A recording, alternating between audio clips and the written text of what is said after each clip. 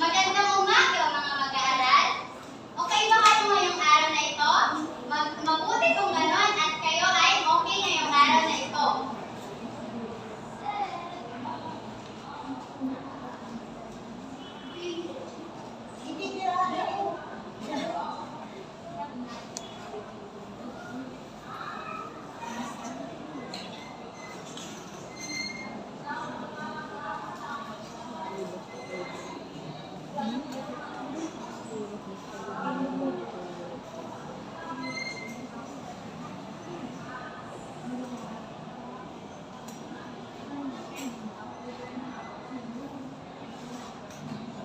Tumingin sa kanan, tumingin sa kaliwa.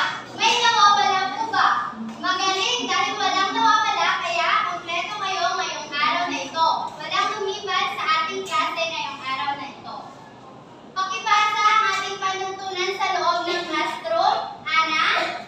Una, umupo ng maayos. Pangalawa, makinig ng mabuti. Pangatlo, huwag maingay. Pang-apat, itaas lamang ang kanang kamay kapag sasagot. At panglima, irespeto ang guro at kaklase.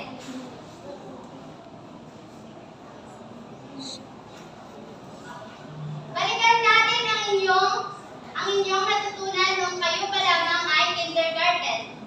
Ano ang inyong natutunan nung kayo ay kindergarten? Okay, Norbabina? Magaling, Norbabina? Ito ay natuto kayo kung paano magsulat ng inyong mga pangalan. Ngayon, bago tayo dadako sa ating talakayan, may inanda ako ditong awitin at tayo'y mag-aawitan. Handa na bang lahat? Pakitams up ang kamay kung handa na kayong umawit. Okay? Hindi siya mag-fail. Dapat nagayatan siya.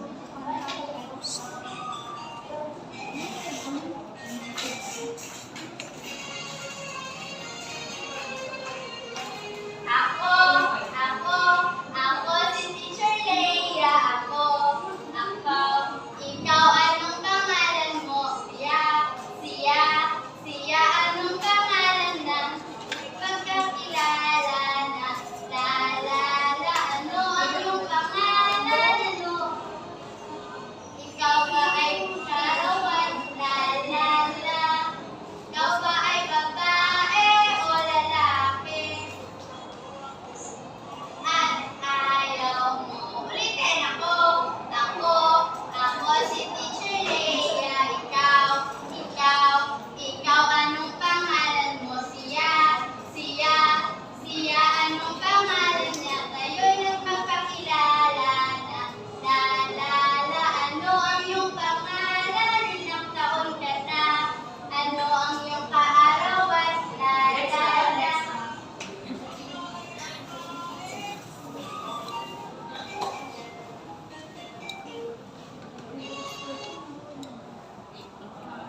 Ngayon, dadako na tayo sa ating unang aktibidad.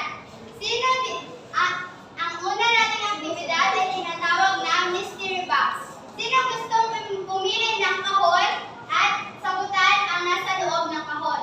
Okay, Geneva? Okay, pangalawang kahon. Okay, Geneva. Pakisagot ang unang katanungan. Ano ang iyong pangalan? Magaling, Geneva. Sino gustong sumagot? Sino gustong pumili sa pangalawang kahon?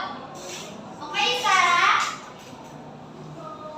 Okay, Sarah, pakisagot ang tanong sa pangalawang kahon.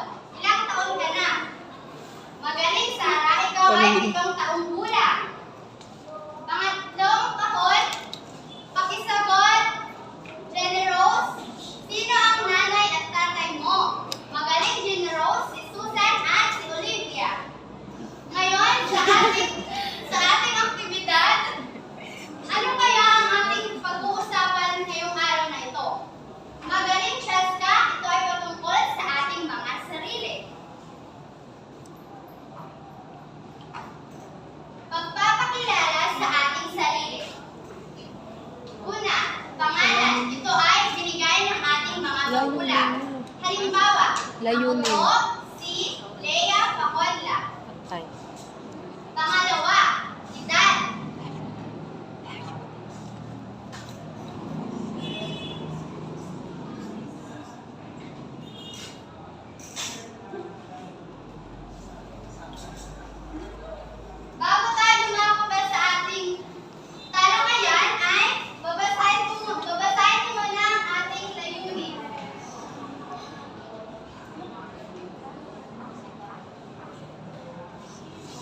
Pakibasa, Janema.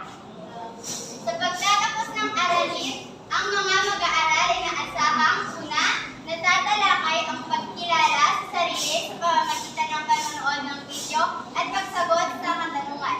Pangalawa, napapahalagahan ang mga impormasyon tungkol sa sarili at iba pang pagkakakilanlan bilang Pilipino. Pangatlo, nakasusulat ng sariling impormasyon, pangalan, edad, tirahan, kaarawan, sa pamamagitan ng pagsagot sa chart.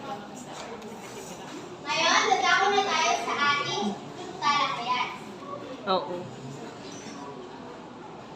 Una, pangalan. Ito ay ibinigay ng ating mga magulang. Halimbawa, ako po si Lea Paconla. Pangalawa, edad. Ito ay kung ilang taon na tayo. Halimbawa, ako po ay 7 taong gulang. Pangatlo ay kaarawan. Kung kailan tayo ipinanganak ng ating inay. Ito ay buwan, taon, at petsa. Pangatlo, kasarian. Kung ikaw ba ay babae o lalaki. Pang-apat, tirahan. Kung saan tayo nakatira. At pang-lima ay ang paaralan. Kung saan tayo nag-aaral. Halimbawa, ako po ay nag-aaral sa Katikisan Elementary School. Meron tayo dito karagdagang impormasyon sa ating sarili. Una ay ang pangalan ng iyong mga magulang. Halimbawa, ang nanay ko po ay si Susan at ang tatay ko po ay si Oliver. At pangalawa ay pwede nyo rin sabihin ang inyong talento. Halimbawa, magaling kayong bumuhit, magaling kayong kumanta, at magaling kayong sumayaw. Pangatlo, kinagigiliwang gawain. Pwede itong mahilig kayong manood ng mga cartoons or mahilig kayong gumawa ng mga tula. Naintindihan ba ang ating talakayan ngayong araw na ito? Magaling! Kung ganon, dadako na tayo sa ating activity. Pagpapakilala sa sarili. Pero bago yan, panoorin muna natin kung paano nga ba ang pagpapakilala ng ating sarili. Panoorin mabuti at pagkatapos niyong manood, kayo naman ay magpapakilala isa-isa ng inyong mga sarili.